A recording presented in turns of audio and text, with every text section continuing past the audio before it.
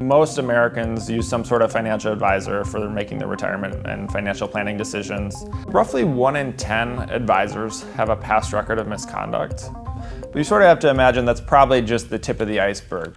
One nice thing about this industry is it's highly regulated. So it's really interesting to dive into the data and see that misconduct is relatively common. What I see in the data is only misconduct that was ultimately detected by the customer. So the amount of actual misconduct that's going on in the financial advisory industry could be substantially greater. What I mean by misconduct, it's any sort of customer dispute that resulted in a settlement, a regulatory offense, or a criminal offense. So one of the important things is misconduct is not frivolous.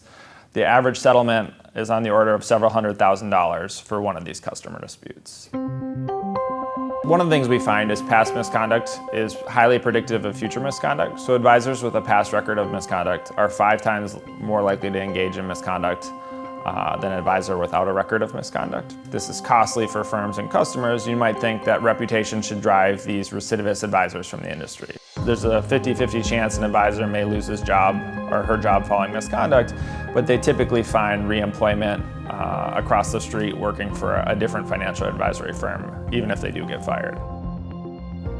One of the things that's particularly troubling about this issue is if you look at areas that are affected the most by this advisor misconduct, it's areas where you have a lot of retirees who tend to be less educated and less financially sophisticated. Roughly 1 in 5 advisors in those areas have a past record of misconduct. Where you look in sort of more sophisticated populations, it's closer to 1 in 20.